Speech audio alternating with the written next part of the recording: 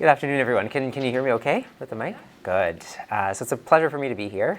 Thank you, Liz and her team, for organizing this event. So I'm Nicholas Chadi. I'm a pediatrician trained in adolescent and addiction medicine. I currently work at Boston Children's Hospital in the substance use and addiction program. I do clinical care. I also do research work, and my area of interest is specifically around prevention and treatment of nicotine use disorders, so e-cigarettes, and then marijuana use and marijuana use disorders. So this presentation really is meant to be interactive. Because it's being recorded, if you ask a question, I might just repeat it so that people can hear. But do feel free throughout, and there's going to be time at the end also for questions, so whichever works better for you. So let's just jump in, because there's a lot to talk about. So I have no disclosures. And then just the outline for today, we're going to talk briefly about some trends in adolescent substance use to set the stage. We'll talk about screening and brief intervention, and then we'll dive into some case discussions. I want us to talk about treatment of adolescent substance use disorders in primary care, and then more generally, and then some more time for questions and discussions. All right? So let's just get started with a case. Very typical case. Meet Jeremy. He's 15 years old. He goes to high school. He's a soccer player, and he's the oldest of 3 kids. He has severe persistent asthma and was last hospitalized 6 months ago. He was caught recently vaping in the bathroom at school. So when you talk with Jeremy, what you find out is that he says that he found a Juul and has recently started also smoking a few cigarettes a week. He says that he likes the social aspect of JUULing, and we'll talk more about Juul and JUULing in a few minutes. And he also tells you that he uses the high nicotine concentration pods and e-cigarette liquids. He says that he would quit smoking the cigarettes, but he's not really interested in quitting the vaping, because he says it helps with his anxiety. During the encounter with him, he starts complaining of a headache, and he even asks permission to use his Juul. He says, "Oh, I was with my mom all day and I couldn't vape?" Okay. So, what would you tell Jeremy about smoking and vaping? What other questions would you like to ask him, perhaps about substance use in general? And how could you help him quit smoking and vaping or prevent other substance use outcomes? So those are some questions that I'm hoping we're going to be able to answer at the end of the presentation. Okay? So as I mentioned, I wanted to quickly go over some recent trends in adolescent substance use. And I cannot present without showing shiny pictures of the brain as an adolescent medicine doctor, just to remind us, and we know this, that the brain continues to develop not only during the teen years, but well into the 20s, right? So we know that up to your mid-20s, your brain isn't completely matured, meaning that some areas, specifically those areas that are in charge of executive decision-making and rational thinking, continue to change and evolve, which leads to adolescents being quote-unquote biologically primed to seeking rewarding situations and not necessarily being able, at the same level as a full developed adult, to balance the pros and cons of those decisions. And so we've actually seen some very encouraging trends in the past few years when it comes to adolescent substance use. We don't hear about this all the time in the papers, but teens today, compared to teens a generation ago, use less alcohol, cigarettes, drugs in general, and significantly less. And this is just one colorful image from the Monitoring the Future survey, a national survey that goes out in middle and high schools every year in the US, showing that in the past 20 or so years, or 25 years, we've seen a significant decrease in rates of binge drinking, right? So alcohol remains the substance that's used the most by young people, but we have a 2- to 3-fold decrease in rates of adolescents drinking large amounts of alcohol in one sitting. So some good news there. And I wanted to show a little bit of data around opioids and prescription medications, because really this is what we hear in the papers, right? The opioid epidemic, and how can we protect our people, our young people, against those? Well, again, there's some very encouraging data here showing that in the past 15 years, adolescents have been misusing prescription medicine a lot less, right? So there's some awareness. I think some great work from primary care providers in trying to prescribe those medications less and educate the public about it. So really what we're seeing is we're seeing a lot more when we talk about illicit drugs, quote unquote, and now Massachusetts made it licit, but marijuana is by far the most illicit drug used by young people, and those other drugs are used a lot less and in decreasing amounts. But nonetheless, if we look at overdose deaths in young people, and here I've circled the latter part of the curve for 15 to 24-year-olds, we're still seeing increases in rates of overdose deaths, which will tie in nicely with what I'm going to say today, because adolescents don't often start by using opioids, but start using other substances, and those substances are still around. So what I thought we could do is dig in just a little bit deeper into specific substances and focusing on the most commonly used ones by adolescents. And I will start with marijuana. So marijuana is really one of the exceptions here, because if you look at the green line, looking at trends in the past 25 years of use of marijuana in adolescents, it's a flat line, which doesn't make sense based on what I was just telling you, that young people are using less and less. So why is that? Many different hypotheses. Definitely these trends towards legalization and more access and decreasing perceptions of risk. So teens today don't think that using marijuana is very risky. They think that maybe there are health benefits, and they might be right about this, but in how that applies to them and their use is really a different story. And in the meantime, the white line is just rates of tobacco smoking, right? So teens today are smoking a lot more marijuana than they are smoking cigarettes. And this is another way of seeing it. And when we talk about daily users of marijuana, we have about 6% of our high school seniors who say that they use marijuana on a daily basis. So I want to shift away from statistics for a minute and talk to you about some very important players here. So just by quick show of hands, who knows about THC? Yeah. Who knows about anandamide? Good. So I would say that that's a little unfortunate, because the all-star player, I would argue, in this story should be anandamide. Anandamide is a Sanskrit word that means bliss. And we all in this room at this very moment have a ton of anandamide flowing through our brains and nervous system.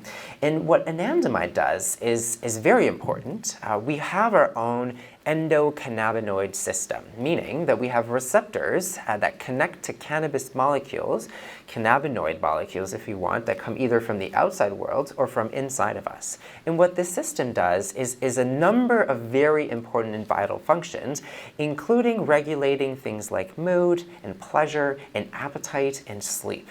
So we actually do need anandamide that looks a lot like THC. So those two are like cousins. They have a similar shape, they attach to similar receptors in our brain, and they achieve kind of similar purposes, although anandamide is specifically designed to regulate and modulate things in a way that would be healthy, and THC just comes and disturbs things a little bit. So our own system is meant to act as a dial, like a volume control nudge, right? So if you think of a radio system and things get too loud, you want to, turn your knob so that things get in check and that it's comfortable again. So it's not very helpful for our brain to think, I'm hungry, I'm hungry, I'm hungry, even though you've eaten, right? You want the signal to tone down and really come back to lower levels. And that's exactly what anandamide in our endocannabinoid system does. And so we have receptors throughout our brain that can attach to either anandamide or THC, right? And so those are the pink dots that we can see here. And as you'll notice, there are many of those pink dots in the front part of our brain, or part of the brain that allows us to think rationally and make rational decisions. That kind of C-shaped area, do people know what that does? Name? The hippocampus, right? So that's the place where we form our memories, and there's a lot of pink dots in there, right? So we actually do need our endocannabinoid system to form memories. And when we think about the effects of cannabis and how that can make our memories a little fuzzy, it makes a lot of sense. And then the back part of our brain that's in charge of coordination. Right? So we know that marijuana has very significant impacts on the brain and how it develops and how it changes during adolescent years. But we also know that marijuana has different impacts on how the body works. We don't always talk about those so much, right? So in terms of the brain, marijuana can definitely have an impact on short-term and longer-term memory and learning. And this is something that we're hearing more and more about in research. And some of this is reversible, but a lot of it is not. And so it's important that when we talk with young people, we know that this marijuana use is something that we can prevent, and is probably not something that we want our young people to do. We know that marijuana use is associated with more negative mental health outcomes, right? So increased risks of anxiety and depression and psychosis. We talk about a 2 to 5-fold increase in risks of developing those things when we're exposed to marijuana during adolescence. And then depending on how we consume marijuana, marijuana can damage the lungs and cause bronchitis and worsen lung conditions like asthma. In young people, it might be important to know that marijuana can affect fertility and sexual function. So in women, it can cause irregular periods, definitely can reduce fertility. In boys, reduce testosterone and sperm production, something that we'll see commonly in practice. Gynecomastia, so growth of breast tissue linked to marijuana. That's something that happens quite frequently in boys who use marijuana frequently. And then some more chronic effects, so higher blood pressure and heart rate, and then possibly some effects on weight and your immune system. So marijuana is a substance that does affect the body and the brain quite largely, and the effects are not negligible. There was a hand there. When you refer to marijuana, are you referring more to THC or marijuana as a whole? Yeah. So like kids who are doing dab pens are getting, almost pure THC, but really none of the other stuff. And a lot of the kids are starting to really differentiate between the two now. Yeah, so the question was, when talking about marijuana, what are we talking about? Is it THC? Is it marijuana in general? Or really, what do I mean by marijuana? So, it's interesting that you mentioned vaping and high-potency marijuana products, because we're seeing a lot more of that with the popularity of vaping and e-cigarette devices. We're seeing high-concentration THC products being used by adolescents who sometimes don't even know what they're using. By working with them and asking them, sometimes they don't have a sense. THC is really that part of marijuana, that chemical, that will impact brain development the most and will change how you moderate. So you mentioned that sometimes it's only pure THC. The problem with marijuana is that marijuana, the plant, has about 100 different chemicals in it. THC and then CBD, another molecule that we're hearing a lot about, are the two best knowns. But most products will contain a whole slur of other marijuana products or cannabinoid molecules that are sometimes described, sometimes not. Those effects are more specific to THC, but it's actually quite difficult to find quote-unquote pure THC, so most of the time there will be some sort of ratio and combination, and those effects would be found in someone who would use smoked marijuana in the form of a flower, bud, or plant, or also in those combination products that we'd find in an e-cigarette, right? So I think more generally. But this ties in nicely to what I wanted to say next, and this is medical marijuana. So I think these are really discussions that we're starting to hear and have more and more with families. I do work in primary care, and I get asked all the time, is marijuana something that I should think about for my kid, right? And are those discussions that you have with parents sometimes? Parents asking you about a new product they found, something they've tried or their relative has tried, and how that might apply for young people. And medical marijuana really comes in all shapes and sizes. And so the term medical marijuana does not come from the medical world. I think that's the interesting thing. The industry was very smart in coining that term to describe whatever we use marijuana to treat medical things with, right? Not necessarily does it actually lead to medical benefits. In some cases, quite frankly, it can. And there are definitely some indications for medical marijuana, but if you have been to a medical marijuana dispensary, chances are you will come across a very long list of benefits or conditions that can be completely cured or improved with the use of marijuana. When I read that list, I want marijuana right now. This sounds great, right? Like a cure for all of this, plus it can make you happier. Like, who doesn't want that, right? But when it comes to pediatrics, the evidence really, and I was just this weekend at a very nice keynote address on the latest evidence on medical marijuana for young people. We only have robust evidence for two conditions, right? Evidence that shows us that weighing the pros and cons of using medical marijuana products with young people actually give us a benefit are limited to young people who are having chemotherapy and having bad side effects from their chemo. So it can help with their nausea and their appetite. And it can also help for some kids that have very severe and refractory forms of epilepsy and can prevent seizures or help decrease seizures. For all those other conditions, we don't have evidence that really make it clear that there's more benefit versus harm. And I did start by talking to you about some harms related to marijuana because we know those, right? We're aware of those. And the benefits, they're possible. But I don't think we've figured out really already. And that also comes back to your question. How many or how much of those chemicals or those specific molecules should we use? What's the dose? What's the formulation? Is it safer to smoke it, to eat it, to vape it? How should we go about these things? And there are only just a few FDA-approved forms of marijuana or marijuana-derived medications, and really they haven't been studied much with young people. So when we talk about medical marijuana, we have to be aware that it's it's a pretty wild world out there, right? So we don't really know what people are using and how they're using, and also even sometimes the label doesn't describe adequately what's in the substance. Something that can be labeled CBD might have actually a lot of THC in it, and we see that a lot in our program where we do urine testing and actually check what's in our patients' urine and bodies. So when I think about marijuana and medical marijuana, it really comes to a scale for me. Weighing the pros and cons. I mentioned the limited evidence. I'll talk just a little bit more about CBD because we hear a lot about it. CBD is this molecule that doesn't get you high. It doesn't alter your perceptions the way THC does. It does affect your brain and how it works. So it is a psychoactive substance, but it doesn't have those same effects as THC. We think when we look at CBD in the lab and how it affects cells that it can reduce inflammation, that could help immune properties, but we're still not exactly sure how we should use it and when with young people. So we have to be cautious, and oftentimes products that say CBD also have THC. So we really have to weigh the pros and cons for this. So I'll keep it to that for marijuana. I want to spend some time talking about e-cigarettes and vaping. That's really an unprecedented trend in the world of substance use. And I'll quickly share one more slide with statistics here.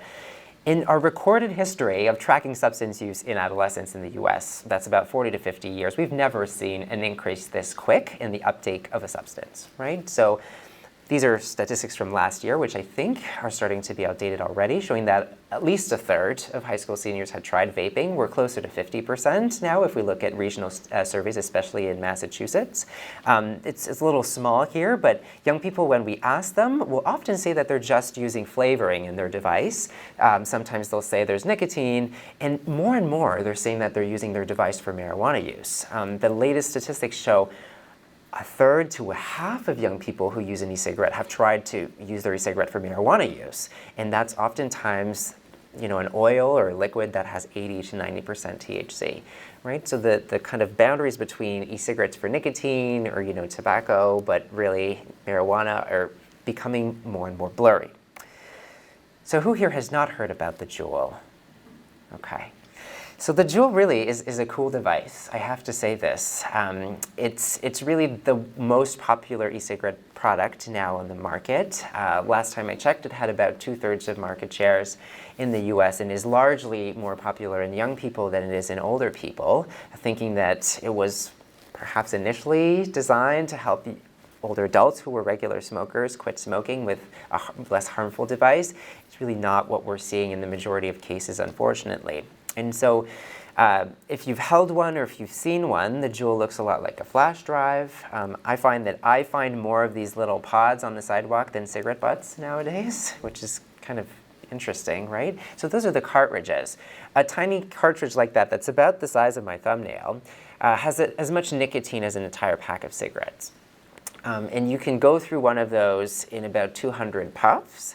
Meaning, if you do a little bit of math and we breathe, 10, 20, 12, 15 times a minute, you could breathe through your entire cartridge in about 15 minutes. And some teens will do that, which means your brain can get a lot of nicotine in very little time.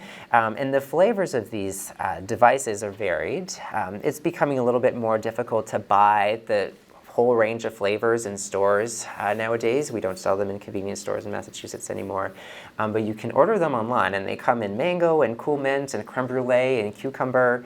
And so it does lead to a pretty pleasurable experience when we compare that to smoking a cigarette, right? And the price. So for 4 of these pods, if you order them online, it's going to be about $4 each. Which compared to a pack of cigarettes is quite a significant cost saving, right, for the same amount of nicotine. And one of those devices is usually around $20. And for having worked with teens who tell me that it's really easy to get them at school, the pods are usually sold about $5 each.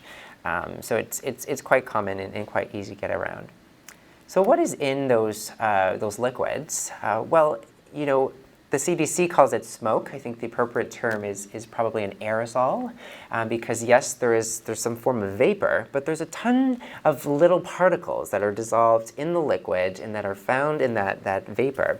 And that includes different organic compounds like propylene glycol, something that'll make the liquid hold together. We have little particles that we know will stain and stay stuck in the lungs. And we also know that there's a number of cancer-causing chemicals that are found in those flavored and non-flavored products and heavy metals. So what we don't really know exactly is the exposure through vaping, the amount that teens are vaping. What is that going to lead to in terms of cancer risk long term? What are going to be the actual impacts? What we are seeing in our practice is young people telling us that they have changes in their athletic performances. Some research studies showing that asthma symptoms are getting worse for some of those kids using e-cigarettes. And when we look at how these chemicals affect cells in the labs, we really are seeing clear impacts of the exposure. And yes, I will say, there are fewer chemicals, definitely at lower concentrations than in a cigarette, right? How much so depends on the kind, depends on how you use it. But I think we have to keep in mind that a lot of young people who are using e-cigarettes, a lot of them, I would say the majority, probably would have never smoked a traditional cigarette. So we're thinking, okay, yeah, this is cleaner than a cigarette. But really, we should be thinking, why are these teens using those things and putting all these chemicals in their lungs when, in the first place, they probably wouldn't have used anything had they not been exposed to these very youth-friendly, and I would say high-tech, devices that have really made an impression in our young people. So I do want to spend just a tiny bit of time talking about how nicotine can impact the teen brain, because this is something that we hear about, and I think is still something we need to learn more and understand better. We know that nicotine is a short-term stimulant. We know that from cigarettes. If you smoke a cigarette or you use an e-cigarette, you'll get a bit of a head rush, you'll feel a little bit more awake for a few minutes, and it will release other hormones in your brain, so dopamine, serotonin, and glutamate. The effects of nicotine are very short. You get the nicotine in and out of your body very quickly, which makes it very addictive. Your body's often, with only a few exposures to nicotine, screaming for more. It wants more, your brain gets used to it, and it can lead to a pattern of addiction. And what we found out, mostly at first with studies in rats, in animal models, is that exposure to nicotine when you're young will shape the way your brain develops, a little bit like marijuana, in very similar ways, and will actually affect your capacity to pay attention, to do tasks requiring working memory, affect your mood and how it's controlled, and also your impulse control. So it's actually very difficult to study in humans, the isolated effect of nicotine and how that impacts brain development over time. It's hard to design a study ethically to study this. We're starting to have newer studies now. The ABCD is one study that you might have heard about that is looking really longitudinal over several years. What are the impacts of different substances? But still, we're kind of associating things together. And these are the associations that we are pretty convinced are right, that nicotine does affect all those things in the brain and long term. So we probably wouldn't want our young people to be using e-cigarettes. But my take home when I think about how nicotine affects the brain is that it can lead to addiction very quickly, right? And can definitely bring behavioral changes. So this idea that the brain is craving this substance and can't really deal without it, like Jeremy at first, who was saying he needed to vape in my examination room, are very significant and can impact how youth can go to school and do things like going to sports practices because their brain is screaming for a substance that they constantly need, right? So those are really concrete examples of how the brain is affected. So one big million-dollar question is, what do you do with it, right? So unfortunately, this whole trend has emerged so quickly. We don't really have enough research to tell us specifically for young people who use primarily or mostly e-cigarettes, how can we help them quit? We do know, however, that we have useful tools to help teens quit nicotine through traditional cigarettes and other forms of tobacco. So what clinicians are doing across the country, including in my practice, is using those skills that we have. Motivational interviewing has been proven to lead to reductions in substance use, so setting goals, making sure we have a conversation that is on a sort of safe and leveled playing ground where we can listen to young people and what they like about the substance and what they might want to change, what they don't like about it. We know that it's safe to use nicotine replacement treatment in adolescents. The side effects are usually mild, and those can be useful tools. And there's a pretty easy equivalent in terms of how much of a patch would you give to a young person depending how many pods of a Juul they're using, for example. That's something that I use in my practice. I won't use a patch or a nicotine replacement lozenge or gum alone without counseling or without the young person being interested in making a change.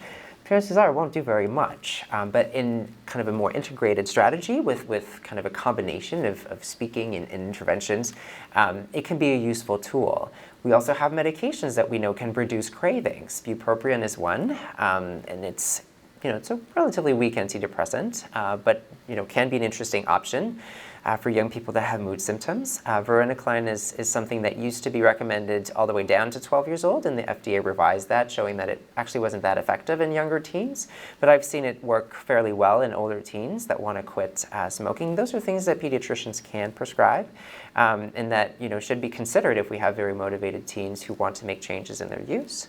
I always hesitate when young people tell me, oh, no, I'm going to change. I'm going to use something lower in nicotine.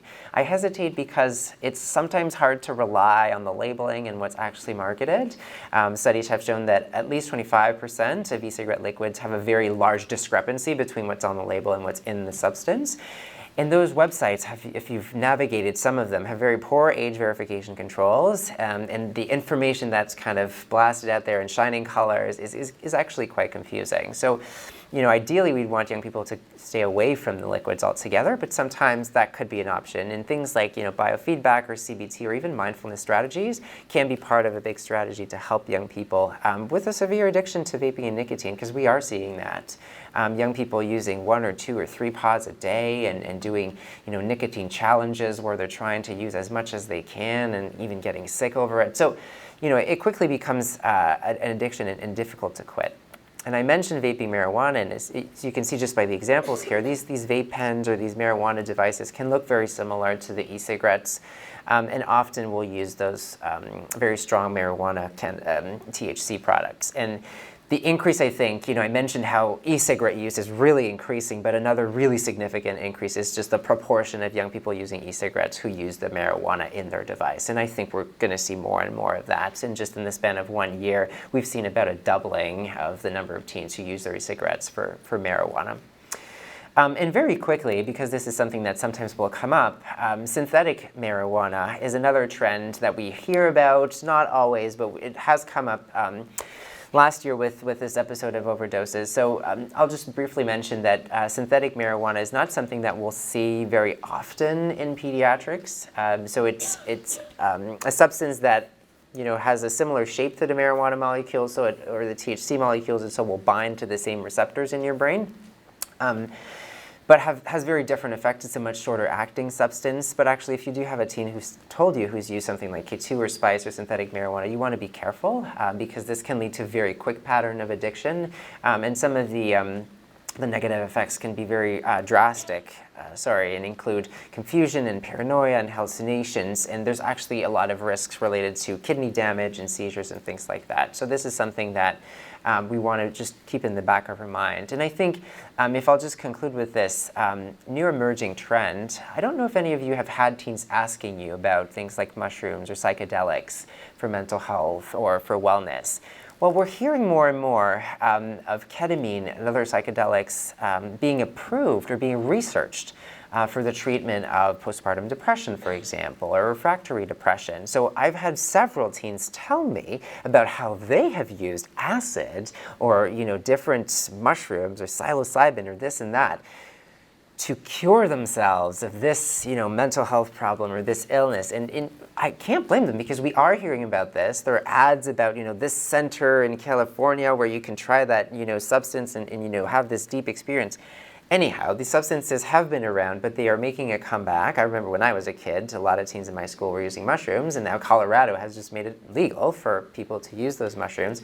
They're not regulated. They're a very mixed bunch of substances, and what we know is they can have very powerful hallucinogenic and dissociative effects, right? In some circumstances, perhaps that might be a helpful introspective experience, but in some other circumstances, it can definitely lead to things like persistent hallucinations and psychoses. So there is an association between use of those substances and later on risk of developing schizophrenia and other mental health conditions. So we want to be careful and be mindful that our teens might be coming to us with questions about those things. All right. I want to shift gears a little bit. I don't know if there are questions on this first section. If not, I'll keep going. So when it comes to screening and prevention, something interesting is happening where the U.S. Preventative Services Task Force still has not taken an actual stance on whether or not, in the context of primary care, we should be doing routine screening for young people about substance use and alcohol. Interesting, because it is recommended in adults, but the 12 to 17 years olds, we're not quite sure, and that's based on, I guess, an insufficient body of literature. In the meantime, our colleagues at the American Academy of Pediatrics are very vocal and strong advocates for doing what we would call SBIRT, or Screening, Brief Intervention, and Referral to Treatment. And this is definitely what we do in our program and what I would recommend, right? So spend a few seconds to minutes, we can actually screen very effectively for substance use, and then direct young people towards very useful resources. Is everyone familiar with the term SBIRT? Seeing nods. We're hearing that more and more. Massachusetts is really a leader when it comes to SBIRT, and it refers to screening, then brief intervention, so asking about substance use, having a short conversation about it, and then referral to treatment, determining if follow-up or additional treatment resources are needed. And I mentioned Massachusetts is a leader. Many of you are probably aware that we've now implemented statewide screening for substance use in schools. So every student needs to be screened at least once in middle school and high school by a school nurse or school counselor. And this is true since the end of the 2017-2018 school year, and it's the only state in the U.S. currently doing that. That's great and very exciting. So let's just spend a little bit more time talking about what can and should go into SBIRT. So the first step is screening, and we can do that very, very quickly using a validated screening tool. But before we start asking about this, I think it's always good to remind ourselves to take a step back and talk about confidentiality and privacy. I always think that the 30 seconds I will take explaining concretely what I mean by this is a confidential interview with my young person is well invested time. So it could be as simple as, what you're going to be talking with me about today is going to be private between you and the medical team, except for those, exceptions if I'm worried about your mental health safety or someone under the age of 18 being harmed. And sometimes that's not enough. I want to tell them that if they tell me about their marijuana use or that they're using substances, I don't need to tell any of those details to their parents unless I'm worried about your health and safety. Or I might think that, or we might talk about ways that would be helpful for us to share some of that information to your family, right? So you want to be very clear about what you're going to tell parents or not parents. And make sure you're clear about the reasons to breach confidentiality. So then when we come back to screening, the reality is we're all busy. We have lots of things to do, and yes, there are guidelines, but there are barriers to using those validated screening tools. So I wanted to share a little bit of the research that we've done at Boston Children's, because some of my colleagues are very invested in this question. What are pediatricians doing or primary care doctors doing to screen for substance use? So this is great. We've just seen in the span of 20 years going from less than half of pediatricians screening for substance use on an annual basis to almost everyone doing it. So that's great. Where there's still work to do is that there's a proportion of us that don't use validated screening tools. And that's important because doctors are notoriously not very good at using their gut feeling to actually find those teens that have a substance use disorder. We just don't find it oftentimes. We'll miss it, and that's just how it is. And some of the barriers to screening or to using a tool is sometimes lack of knowledge or lack of time or staff to do it. But what we do know is that doing this whole SBIRT thing is really a short amount of time. Usually it takes less than 5 minutes. So people who report doing this in their practice, doing brief advice or counseling or referral, majority of the times that takes less than 5 minutes. So what are the validated screening tools that we have? Who here is familiar with the CRAFFT or uses the CRAFFT? Yes. Who uses the S2BI? So I'll just spend a little bit of time offering you that alternative. The CRAFFT is a great tool, sometimes takes a little bit longer. The S2BI is another tool that we've developed in Boston at Boston Children's. And the reason I like this tool is it's a single question.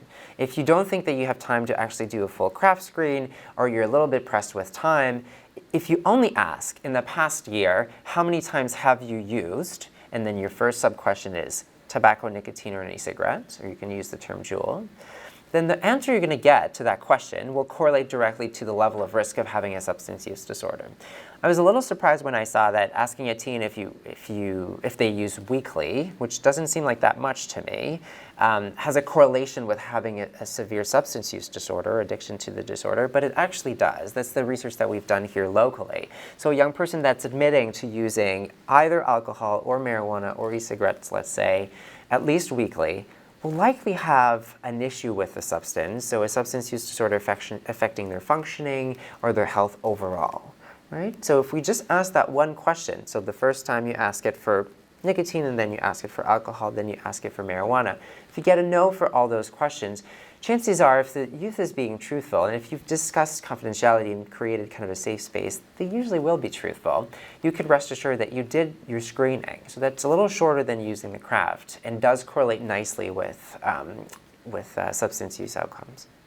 And so this is the CRAFFT. I wanted to show this version. I don't know if people are using the original CRAFFT 1.0, 2.0, 2.1, 2.1N. This is the recommended version. There's a new CRAFFT.org website, and you can download all of these. Why is it N? It's because it has a nicotine question. The original CRAFFT did not ask about nicotine. So it's the fourth question here that asks about use of tobacco or nicotine products, for example, e-cigarettes.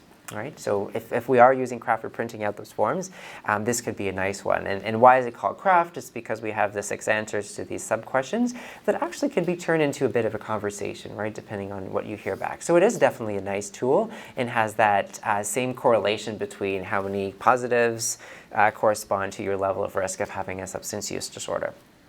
But sometimes yes?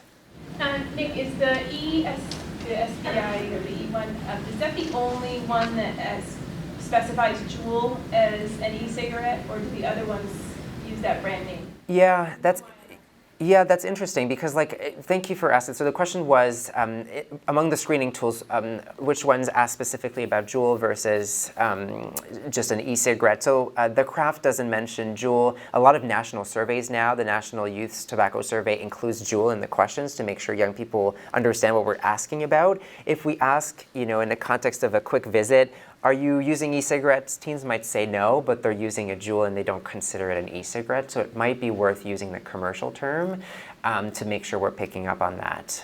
So that CRAFFT tool, yeah, I would encourage, if using it, to mention Juul if young people are not sure how to answer the question, or even just generally doing it. But sometimes we've used those screening tools and we're not sure. We think there might be something. We're not sure if the young person's being truthful. So it's always good to think about some warning signs or things that might point us towards risk factors for substance use. And I think those are things that we are familiar about. But things like falling grades or loss of interest in activities or being curious about experimenting with drugs, describing peer groups. There are a lot of friends that are using substances. Sometimes it's easier to ask the question about friends versus direct use. Unstable housing, untreated ADHD. ADHD is a risk factor for substance use, but it isn't anymore if it's appropriately treated. So we do know that if the symptoms of ADHD are controlled, the increased risk of substance use almost completely subsides. Of course, previous hospitalization or trouble with alcohol use, legal issues, or selling drugs, those are all big red flags to keep in mind. So once we've done our screening, we can move on to the brief intervention, which really mostly consists of motivational interviewing. And I really don't have time to go into details of what that is and looks like. Who here is familiar with the 5 A's strategy? This used to be a model that was used a lot more with tobacco prevention work. Sometimes it's a nice framework. If you only have a minute or two, you want to make sure you're a bit comprehensive in your approach to doing counseling, something quick. You can start by asking, so that's the screening, either the S2BI or the CRAFFT or the tool you're using. It's always recommended to advise young people to quit. Sending that message about abstinence is good. We know that realistically, teens will not stop overnight, but sending that message as a health provider that we think the healthiest thing for them to do, for their bodies and brains, is not to use any substances is a good message. Then we want to ask young people about their readiness to quit. So maybe we've asked them also, what do they like or not like about the substance use? And on a scale from 1 to 10, how ready would you be to quit or make a change to your use? And then you might want to assist in that quit attempt. So setting goals with them, have them come back in a week or two, and then arranging follow-up. And that can be as brief as an intervention and effective an intervention as we need. And just kind of some key points is to remember to really be patient-centered. Yes, of course we want them to achieve our goals, which might be to reduce or quit, but it probably won't work if they're not able to vocalize what they want and what they think is important for their own health. I mentioned advising cessation is a good thing. We want to maybe share 1 or 2 things about the health consequences of use, things that you've heard maybe that you think are impressive. And then being non-judgmental. With teens, if we wag a finger and say don't do that, chances are they'll turn around and try it, right? So we want to make sure that we don't judge and we suggest and have them come up with the answers. And I mentioned the use of scales as a good tool. So I'll move forward just for the sake of time because I want us to get into the case discussions. So I wanted to share with you just 2 examples of what it might look like in the context of a clinical practice to go through all those steps so that you can see what it's like. So meet Katie. She's 16 years old. You've just done a screening and she tells you that she drinks alcohol once a month and uses no other drugs. What's next? You might want to ask a little bit more. So you can ask her, tell me about your drinking or how it fits into your life. Katie says that she's, started drinking at parties as a freshman student. Now she drinks about once a month. When she drinks, it's 4 to 6 shots, which meets the criteria for binge drinking. And she says it's enough to get drunk. She reports blacking out a few times. She says she's never tried to quit, and her mother once told her that a distant cousin in the family had, a history of alcohol problems. So what might you want to say next? Well, if you want to continue this kind of motivational interviewing approach, you might want to say, what are some of the things that you do like about your drinking? And what are some that you like a little bit less? Just bringing a conversation level with her and try to, really engage in a conversation. When I hear about blackouts, I get scared. I think it's fair to say that, right? So you might want to just say those blackouts sound scary because you don't remember what happened, right? Can I share some information about you, with some information about drinking with you that I know or that I found interesting? So maybe you want to say something about like, well, we know that drinking can affect brain development or, can lead to, damaging effects on your ability to memorize or to learn or increases your risk of using other substances. So something you want to share. Hopefully you're going to cause some reflection and then kind of move into what I was mentioning before, assessing readiness to change. So you can ask on a scale from 1 to 10, how ready are you to make a change? Or, what might increase your readiness? If it's a 3 out of 10, oh, well, okay, why isn't it a 2? There's a little bit of willingness to change. Where's that from and how can you use that? And you can also ask about confidence, or like if they're ready, well, okay, but how confident are you that you can actually change things about it, and what might increase your confidence? And then you can kind of, depending on the order of how you want to structure it, this clinician decided to say, as your clinician, someone who cares about you, I would recommend to stop completely, but it sounds like you're not ready. So this is kind of also a motivational interviewing technique where you can negotiate, you can try to weigh the pros and cons, and maybe consider cutting down for now. Something that I sometimes will do is have a visual cue. So maybe you want to leave Katie with something that you'll come back to at the next visit. So you can share the results of the screening. So here we use the S2BI. We ask those, just that one question, in the past 12 months, how many times have you used alcohol, marijuana, tobacco, or e-cigs? And then she was only positive for this. So you can share that with the patient if you want. I like, to plant a seed, something that you might come back to later. So my doctor recommends that I stop, but for now I will maybe limit to 2 drinks a night. Or maybe I will never drive after drinking, and then not be with an impaired driver. And sometimes writing the negative is helpful. So maybe she's told you she's not interested in doing counseling or any other thing like that, but you can write that down and you can say that I'll follow up on this in a month, right? Just to say that you're there to accompany, and that might just lead to thinking about it. Right? So this altogether probably didn't take more than 3, 4, 5 minutes. That would be like an example of how you can do a brief intervention in the context of an annual visit or a drop-in visit. I'll quickly go through this next one, and then we'll move forward. So this is Alex. He's 17. He says he comes in with symptoms of depression and anxiety. After screening, you find out about weekly marijuana use, and also 6 months ago started using a Juul that he now uses daily. And now, as the physician or the clinician, you could say something like, oh, sounds like you really have a lot going on, and you're starting to rely on marijuana to help you manage your stress. So sometimes when a young person is telling you things, it's just helpful to restate those, right? So young people sometimes will say, I'm really stressed. I feel like the marijuana is really helping me deal with my stress. Maybe you want to, repeat that in a way that's helpful to move the conversation forward. So I'm hearing you have a lot going on, and it seems like you're using this to manage your stress. But this is also a nice way to introduce what you would recommend. Maybe as your clinician recommend stopping, but it's ultimately your choice. Sometimes we'll get resistance, right? So it's not always all that easy in the span of only a few seconds to bring change. And then again, you might want to, offer some solutions. And the notion of talking with someone, either you or a counselor, can be helpful. And it could possibly be something that the young person is interesting. And then the question of bringing parents, right? So if you do take the time to meet one-on-one with teens, which is good practice, when and how do you want to bring parents into the conversation?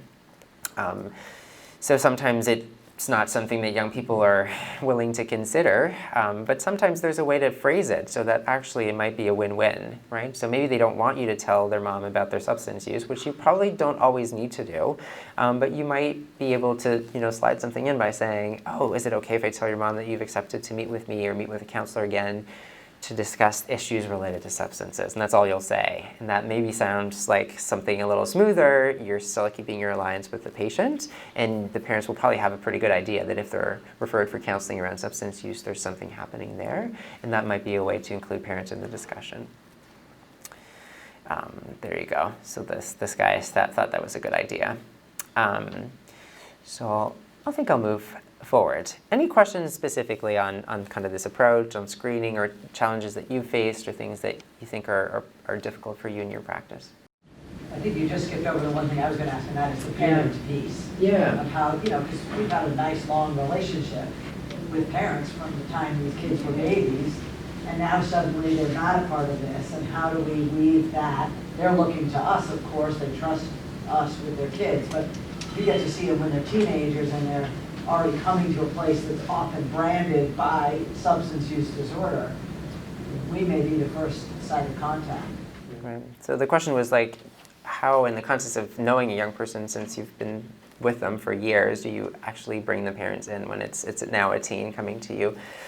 Yeah, I think it's both kind of a challenge and an advantage because you do know the family. So I think it's good to present things to the young person first always. So I think in the context of working with a teen not necessarily knowing their family or knowing their family, the same principles do apply where it's less intimidating for a young person to know exactly what you're going to tell their parents before you actually do. And it might be that a young person is telling you about alcohol and marijuana and vaping, but maybe they're okay you telling their parents about the vaping, but not the other two. So maybe just asking the teen, like, of the 3 substances you've used, like, which one do you think I could tell your mom about? Or, so negotiating it and doing it that way, so that you keep the parents in their loop, but you're also keeping that bond. But it's a bit of a navigation game, right? Yeah. Okay, I'll go kind of a little quicker on this section because I do want to leave time for questions at the end. I wanted to share a little bit of an overview on what it means to be in treatment for substance use as a young person. That's something that we think about, but not always kind of see in a full spectrum type of way. So really, young people can discuss substance use at all sorts of levels, right? So we talk about substance use in schools. We get screened in now through the SBIRT programs. In primary care, it may come up. And then sometimes young people need to go to outpatient services and need a little bit more. So I'll talk a little bit more about that in a second.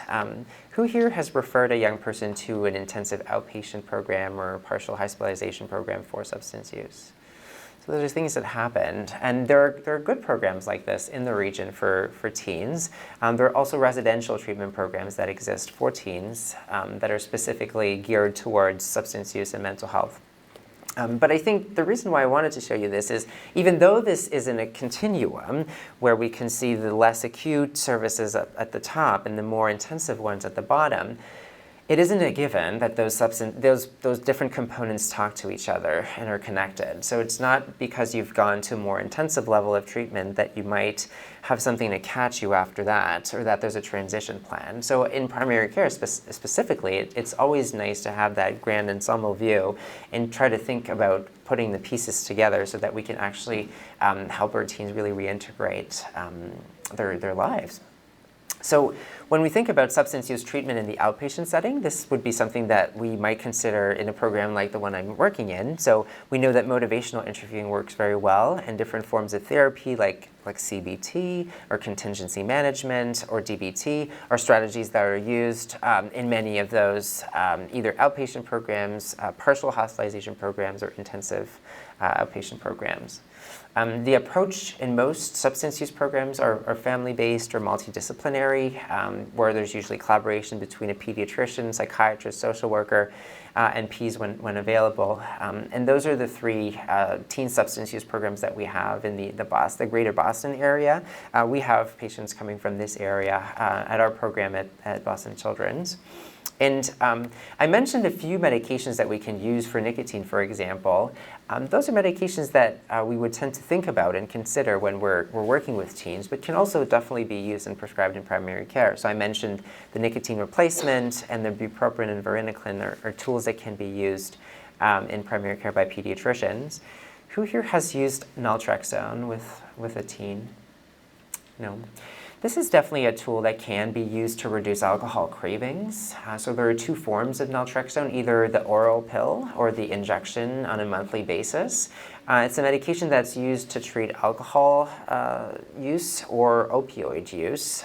It works on kind of both types of receptors.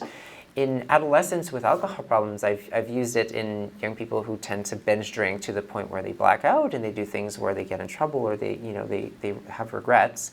So using this on a daily basis can actually reduce your NV to drink. So you usually will end up drinking less and getting less drunk or less impaired. And it can be something that can be used with parents giving the medication every day, or young people sometimes have the motivation to take it because they know that drinking is problematic for them. So that can be a useful tool that can be used in primary care. Fortunately for marijuana, we don't really have medications to treat cravings or addiction to marijuana. Some people have used acetylcysteine that is really more of a supplement if used in that context. Has limited side effects, but also we're not really sure it works. And then for opioid use disorders, have you seen in your practice teens with opioid use disorder? You have not. Okay, well, also that's a good thing, right? But we do have very effective medications that we can use in our clinics, and some primary care practices are starting to use medications like buprenorphine with teens with opioid use disorders. So I mentioned those more intensive treatment options. I won't go into too much detail, but really when we compare an intensive outpatient program with a partial hospitalization program, we're usually talking about number of hours a day and being able to stay in school versus not necessarily. And then, we have recovery school here in Massachusetts that, teens report varying experiences there. There's not really science to show how well they work for the treatment of substance use disorders, but we've seen very successful stories in some of the families we work with. And then there are two residential treatment programs for adolescent substance use that would be within reach for this region. Are you familiar with them? So MYR, a Motivated Youth Recovery in Worcester, is one for 13 to 17, and then Castle in Brockton for 16 to 20-year-olds. They typically will keep teens for 1 to 4 weeks. We'll offer concurrent treatment for mental health and substance use. For having worked at Castle for several months and for having sent many families there, not everyone's in love with those programs, but they know what they're doing. And I think some very good outcomes have come from young people spending time there. For me, the main challenge is what happens after, and sometimes teens are just sent back home. Even though there is willingness to have a transition plan, it's not always easy. So that does fall back on primary care providers sometimes to ensure that young people aren't just replaced in those same environments that have led to the problems in the first place. So this is, I think, what I wanted to say with this slide. So, how can we make sure that we, engage those highest needs patients that, sometimes will get more treatment but then still need support? And I think it's really communication. So if we refer patients to other programs and other clinics, we want to keep that conversation open so that we know how to help them once they're done. And yes, pediatricians, family care providers are really the steady figure in the equation. So that's helpful. So I've included some resources in my slides that you can look at if you want to. This is just a summary text on adolescent substance use disorders that might be a good reading if you just want a kind of refresher on all of those topics. This is a good article on motivational interviewing if you just want to brush up on some of your own kind of skills and tools about that. One site that I go to a lot with teens and family is the National Institute for Drug Abuse. They have a teen page, a teacher page, a parent page on all the different drugs and substances. So that's usually a good resource for parent education. Specifically on vaping, those are really my two favorite national sources of information. So the Surgeon General website has specific rubrics on how parents can talk to their kids about vaping and e-cigarette use. Some of those are printable. The American Academy of Pediatrics has generated a lot of content through their Richmond Center, and they have one-pagers on e-cigarettes for providers, for parents, for teens. Also can be printed out and placed in your clinic space. There's one specifically on Juul. We have some excellent resources on vaping in Massachusetts. It used to be, not very long ago, that a young person calling a quit line for tobacco and saying, oh, I have an issue with vaping, would be told, oh, that's great, you're vaping, good, you're not smoking, which, but they've all been trained on the quit lines to answer and help support teens with nicotine addiction through e-cigarettes now. There's some really good material on the Get Outraged site, some really nice handouts comparing the risks of cigarette and e-cigarette use. So some good resources through the Department of Public Health.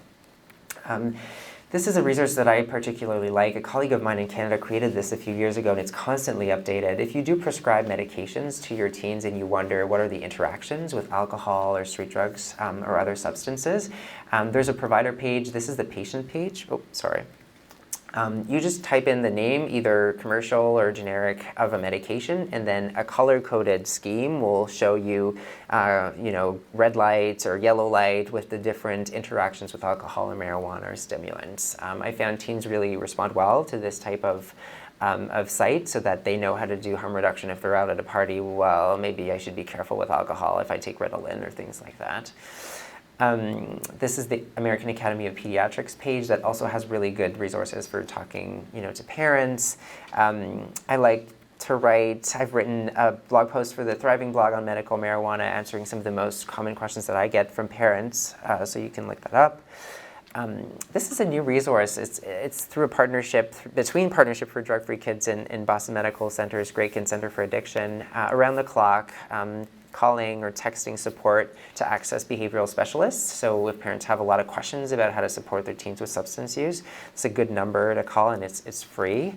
Often we might not think about referring parents for support, but we have really good coping groups for parents that have teens with substance use problems. So the Learn to Cope groups, and there are some in this area, are very good. If you would like to refer young people to Boston for a more in-depth substance use evaluation, we're always happy to take new referrals up to the 24th birthday. Parents can self-refer. Pediatricians can contact us, phone or email. Our wait lists are a little bit longer than usual just now. It's the end of the school year, but usually we see families within 2 to 3 weeks maximum. Now it's more like 4 to 5 weeks, which is unusual for us. And we do comprehensive assessments with pediatricians and social workers assessing both parents and young people to try to come up with diagnoses and integrated treatment plans. If you are stuck and you need to know what to do with a teen in the moment, this is always a good number to call. The kind of treatment locator through SAMHSA can help you find around you in your area or with insurances, where and how could young people be treated or helped. So that's always good.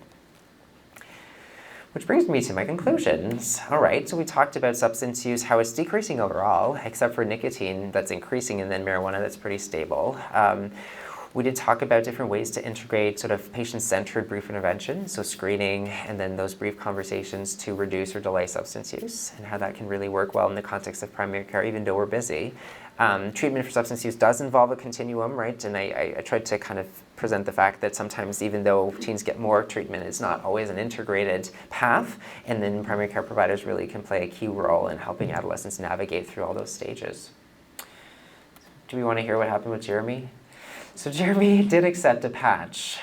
He thought the 14 milligram one, because he wasn't quite using an entire Juul pod a day, would be strong enough for him. And he also did choose to use those lozenges. The lozenges dissolve a little quicker under the tongue versus the gum that needs to be parked for 30 minutes. He thought that was more convenient. He did manage to quit smoking the cigarettes, but the Juul is just something, it's too fun. His friends do it. He couldn't quit completely, but he's reduced. And he says that now he's started vaping using his medicinal THC oil that he gets through his cousin, because it's pure and, it's legal in Massachusetts. So, more work to do, right? Always more. Okay, so I've given you a lot of content. I have included a few additional slides at the end on drug testing and ADHD, but because we're getting close to the hour, I want to leave time for questions, and I'm very happy to share all these slides with you.